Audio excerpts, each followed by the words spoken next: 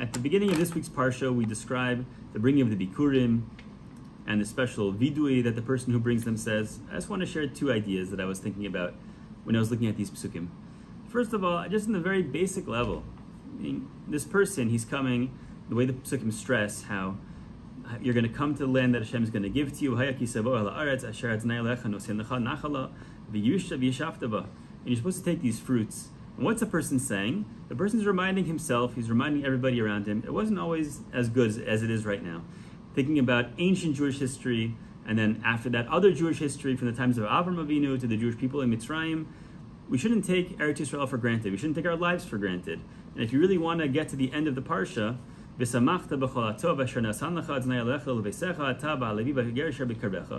to appreciate that it wasn't always this simple, either for the person personally or for Klal Yisrael.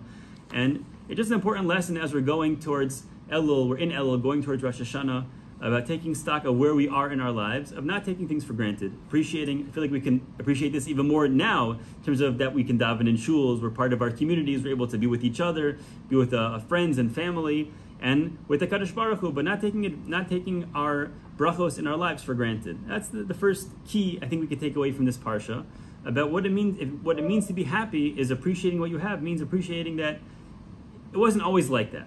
But maybe something even more that I got from this parsha. There's a comment of the Netziv, which I always really enjoy. He says, one of the things we say, Vayaras yanenu ves amalinu ves lachatzenu. So it says the Netziv, Es lachatzenu, Zat chak, based on Chazal, Hainu shadachak paro ribuy ha'am b'makom echad. Right? That Paro took all the Jewish people, stuck us into Goshen, we were in some sort of ghetto.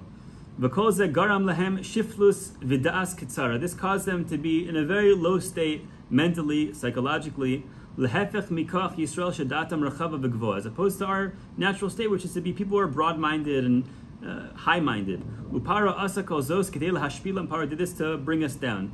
V'nei mi shemishas leidaso gadal b'zeh ofen. If somebody grows up in that kind of environment, Eino mevin harash and aselo ukasavar shebetevahu bedas chalusha v'ktzara. The person doesn't even appreciate that he's missing something. This is who I am. I'm the kind of person I can't think for myself. I can't feel for myself, but that's who I am.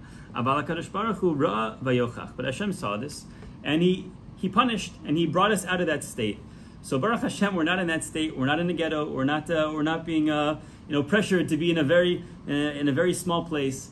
But I feel like there's a certain mashal between what the Netziv is describing now and us in our modern world. We put ourselves into a certain very narrow place. We put ourselves with our, I don't mean to be too harif, with our phones, with our technology. We don't have attention spans. We're not able to have extra time for learning. We're not able to focus on things because we feel like this is who I am. I'm the kind of person I can't learn a full morning seder, afternoon seder without talking, without taking breaks. I can't accomplish as much as everybody really could accomplish because our expectations for ourselves often are not where they're supposed to be. We don't even appreciate who we really are and who we could be because of all the pressure from around us and the expectations of how we've grown up, and we don't realize how much potential we truly have. So Mirza Hashem, if we think about these ideas, both about having appreciation for the brachas in our lives and hopefully get simcha from that, but also as we're walking towards Tishrei, towards Rosh Hashanah, towards the beginning of a new year, maybe reminding ourselves also of how much we're really capable of accomplishing if we kind of put aside all sort of expectations we had until this point. Good Shabbos, good Shabbos, good Shabbos.